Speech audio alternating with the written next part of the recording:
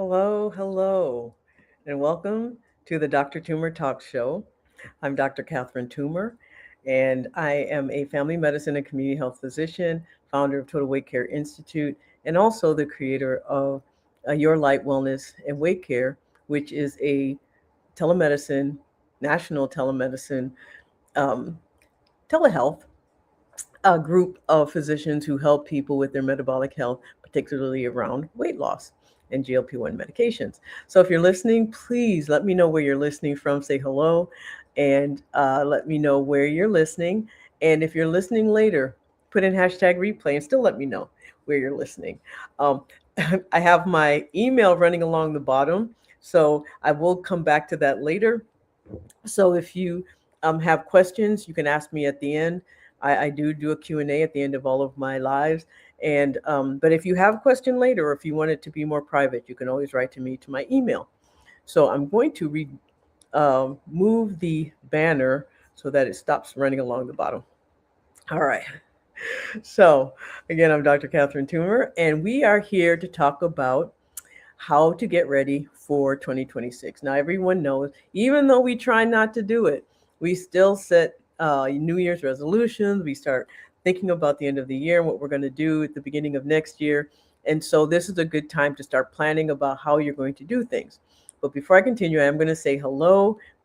Thank you for joining me from Barbados. Hello, Marcy. And hello from Orlando.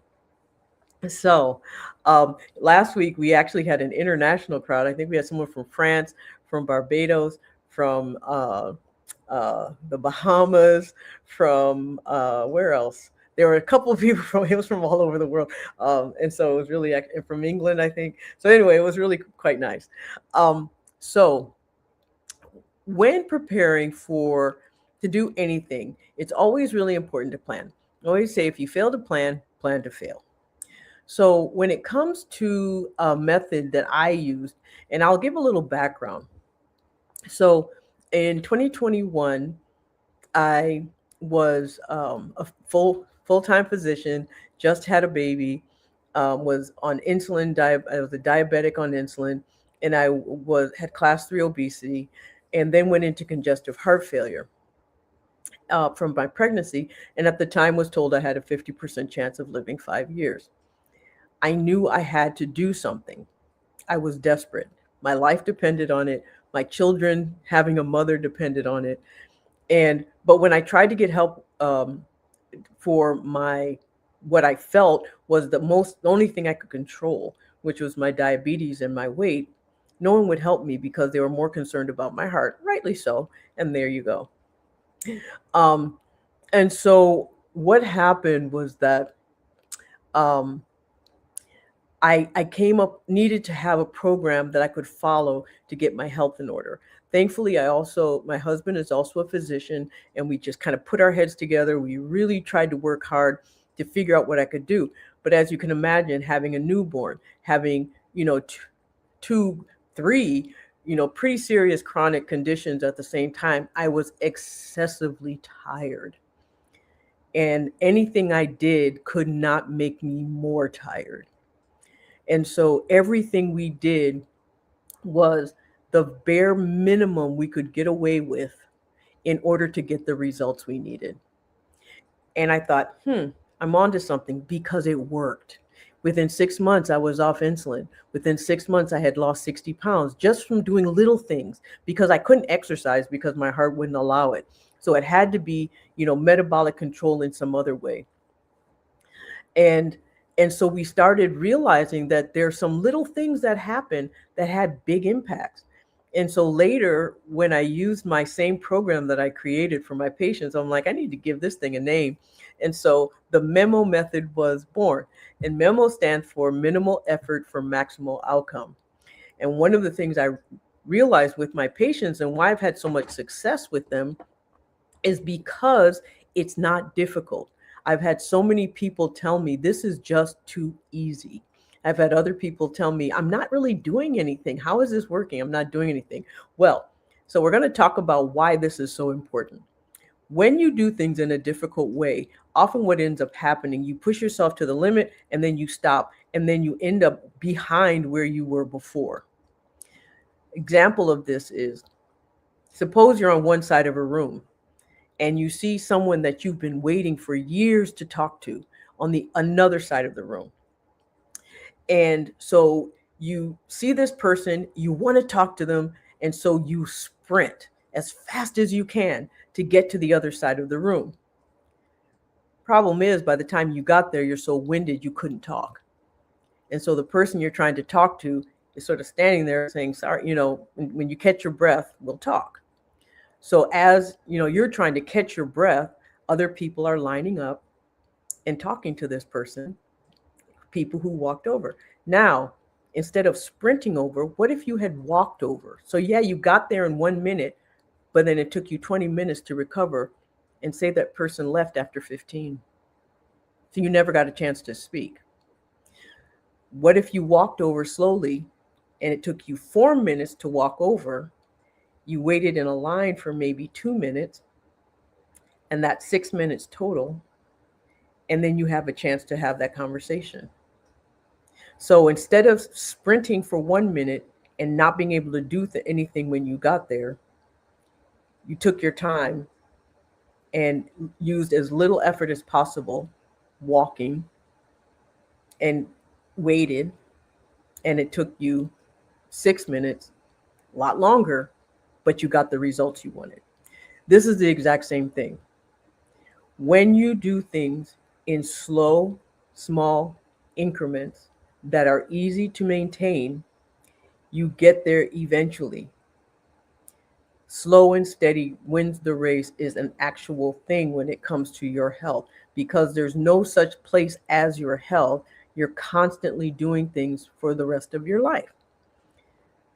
I do a lot of weight management, a lot of metabolic care, because that's what saved my life. I got my metabolic health in order. I was able to get off insulin. And as a result of getting my metabolic health in order, my other metabolic condition reversed itself. And that was my obesity. So I still have class 3 obesity. Well, let me put it this way. I still have obesity. I'm just in remission, if that makes sense. So even if I stop doing all the little things that I learned to do over the years, my weight will come back. The disease is still there. It's just been controlled. And that is exactly how I help people. So when someone comes to me and they say, I really want to get rid of my joint pain. I have pain and it hurts. And when we look at all the reasons that they have pain, one of them may be metabolic and therefore causing inflammation and then causing the pain.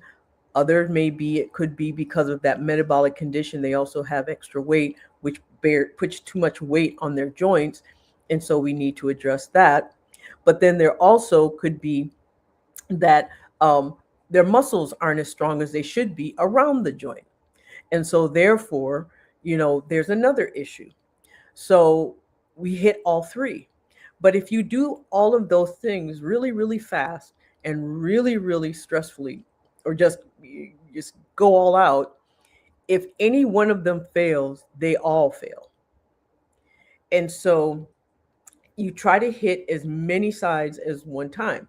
So with this particular person, it just so happened that GLP-1 medications hit several of the things. GLP-1 helps with inflammation by controlling blood sugar. The side effect of GLP-1 medication is weight loss or fat loss, which again is from controlling blood sugar. The GLP-1 also made muscle work more efficient because now muscles weren't competing against a metabolic process. So all exercise became more efficient. But instead of going to the gym every single day, trying to get to the gym and doing an hour and a half of, muscle work and squats and all these things, started with 5 minutes a day. And no, we didn't. It wasn't the same as giving a pain medicine that makes pain go away right away. But of course, it doesn't stay away. The way we did it, it did stay away. And so within 6 months to a year, weight was down, inflammation was way down, muscle was up, and pain was gone. And it's been maintained because it was all done in little itty bitty increments, minimal effort for maximal outcome.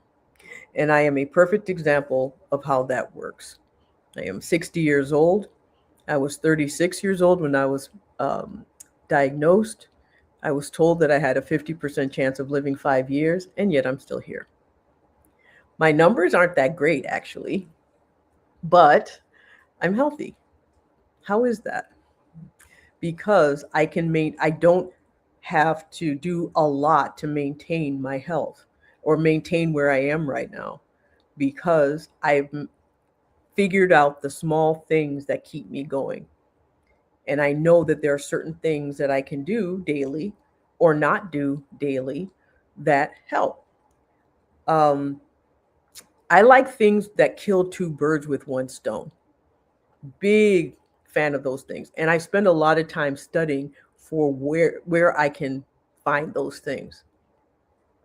GLP-1s, one of the reasons why I use GLP-1s so much is because they hit many birds with one stone. They're just a good medication.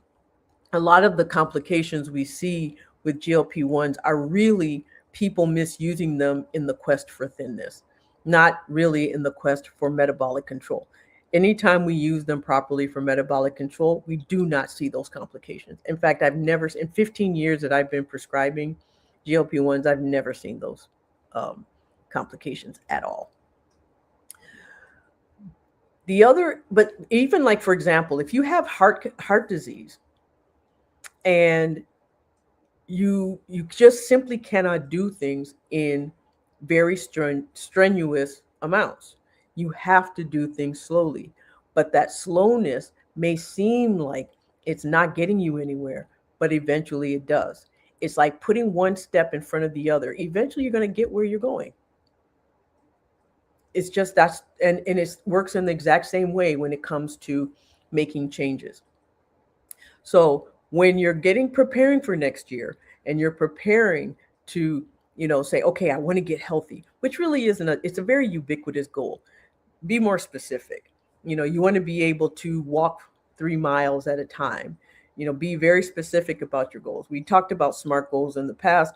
It's everywhere. So if you want to look it up, SMART goals, SMART, basically it's a way of developing a habit or creating a change or transformation in a way that it could stick. And SMART goals basically are everywhere. Anybody, so you can look it up. I'm not going to go through them all right now. So, and so, what happens? And one of the reasons why a lot of my patients are older, are in their 60s, 70s, 80s, are because the way I do things are so gentle on the system that it doesn't really matter what age someone is, because you always meet someone where they are. And so that is the MEMO method: minimal effort for maximal outcome. It's sort of like also the difference between uh, sweating something. This is a cooking reference: sweating onions versus sauteing onions versus searing onions. If you don't want your onions to burn, it's better just to sweat them. How do you do that? Low heat, long time. If you want them to burn, high heat, short time. Which is favorable? Which is going to give you the flavor you want? Slow burn, long time. Same thing. MEMO method is essentially the same thing. It's a slow burn, consistent slow burn that gets you the results you want, that gets you what you want. And so for those of you who have trying to figure out how you can do this for yourself, and that's essentially what I do. I create plans for people to do to make the transformations they need. And everyone's transformation is different. Everyone needs a different transformation and needs to get there in a different way. Some people have a car to get to where they want to go. Other people have a bicycle. Some have nothing. And that's fine. You're all going to get to the same place. It just takes a different amount of time, different amount of effort, or different tools that we use. But we all get there in the end. And so you can write to me at help@drtoomer.com if you need help. And or you can write to me there and ask me questions, or you can subscribe to my YouTube channel. This is being broadcast live into my YouTube channel, so you can subscribe there. And there are many, many more videos. Actually, I think over 300 videos and shorts there now. So if you want to, you can go through some of them and find things that you may need. So if you have any questions, I hope this made sense. If you have any questions, you can ask me now. And I see a comment here. Sometimes the slowness seems to make you want to give up because it looks like you're not achieving anything. That's really true. And that's why it's really important to have things that you can measure that are things that, so keeping journals is really important when you're in a transformation, because when things are done slowly, when things are done, it's really easy to not notice the change. You know, how many times have, you know, you've been on a health journey and all of a sudden someone's like, oh, what have you been doing to your skin? And you're like, oh yeah, actually the stuff I've been using every day, all of a sudden I'm starting to notice, but you forgot what you looked like before. So that's why we take photos before and after. We do this for ourselves, we do this for other people. You know, it's always a good idea. Like we, you know, take a picture of your face, use a product for 2 months, and then take your picture again. And the reason it's really important is because real transformation, real health changes are slow. And so what I say, for example, if you're trying to lose weight, scale is not the best way of measuring whether you're losing weight or not, or whether you're doing it in a healthy way. It's your waist shrinking. And sometimes what happens when your whole body shrinks and your stomach is the last to shrink, it may look like your stomach's actually getting bigger in relationship to everything else. But when you measure, you realize it's smaller than before. And that's why you try to find ways that you can measure without relying on your memory, because our memory is notoriously bad for trying to figure out whether something's changed. So if you know you're trying to sleep more, every day, write down how many hours, what time you got in the bed, what time you woke up. And then you may think, oh, I'm not getting any more sleep. But then when you go back a few months and you look what time you went to bed and what time you got up, you're like, oh, wow, I actually have been getting more sleep. So it's that you find ways of measuring and document them, because otherwise your brain's going to play tricks on you. The other is the benefits aren't always seen, they're felt. And the benefits need to be felt, but only if you're paying attention.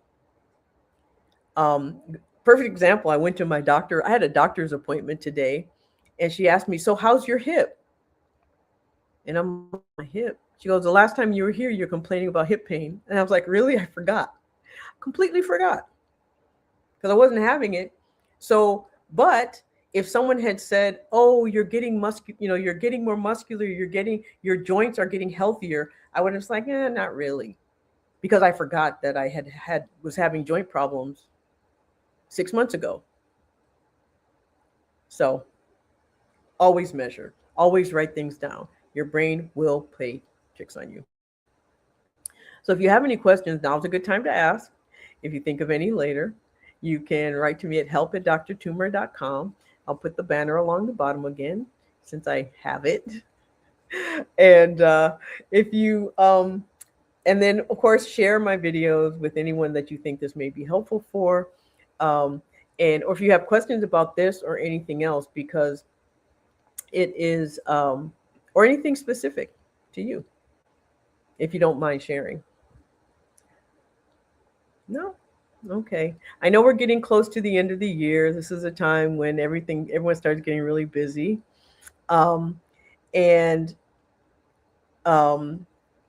so, do I have a book of the MEMO method? I will soon. I do have videos of it. I think I have a PDF attached to that video. And so if you look in my YouTube channel, because I talk about this a lot. So if you go to my YouTube channel, it will, you can find it there. And I already know that there are some people working with me watching and reading who are going to see that and say, see, I told you. So yes, there will be a book on the MEMO method. It's what, well, on my whole method, because I use it integrated into many things that I do, but it's so individualized that one of the things I'm working on with the MEMO method in print is trying to get it where people can create an individualized plan without me attached. Right now, it takes my brain to sort of take your information, process it, and give it back to you. I need to be able to put it in a way so that when you answer questions, when you fill things out, it gives you the answer you need in order to know what to do next. And that, to do it correctly, it takes some time. So I've been working on that for some time. Hello, Denise from Pennsylvania. Thank you for joining. We were just talking about the MEMO method, which is the minimal effort for maximal outcome. It is a wonderful way of creating transformation, creating change without getting overwhelmed, because that is essentially where I was when I created the method, what I've used to now lose well over 110 pounds. I'm not sure exactly how much I've lost because I stopped weighing myself at my heaviest. And I am no longer on insulin. There was a time when I was off all medication for my diabetes. As I got older and as I went through menopause, I had to go back on medicine because, as I've told you many times before, menopause is actually a metabolic issue. Well, it affects our metabolic status. And so my metabolic status changed. And so at 60 years old, as you can imagine, I'm postmenopausal. So any other questions? Nope. All right. Well, thank you for joining. Again, I'm Dr. Catherine TOOMER. This is the Dr. TOOMER Talk Show. And so that you know, this is the last show for 2025. Thank you for joining me through 2025. Some of you have been here every single week, and I appreciate that more than you know. And I will be back January 13th, which is the second week of January, for the Tuesday, 6 p.m. live. And next year, one of the things that will be changing, I'm going to start interviewing some experts on different topics. So you don't only have to hear from me. I have some really, really, really smart friends, smarter than I am in a lot of topics. So I'm going to start interviewing them. And I'm also going to bring in some of the people that I've been helping who have been asking me, where can we tell people about what you've done? And I'm like, okay, well, I'll let you come here. This is the best place to do it. So you'll get to hear stories directly from people who I've worked with, which I haven't really done before. So you don't have to just hear from me. All right. Well, good night. Have a good evening. Thank you, Marcy. Merry Christmas to everyone. Happy Hanukkah. Happy holidays if you celebrate or even if you don't. Thank you for coming. Good night.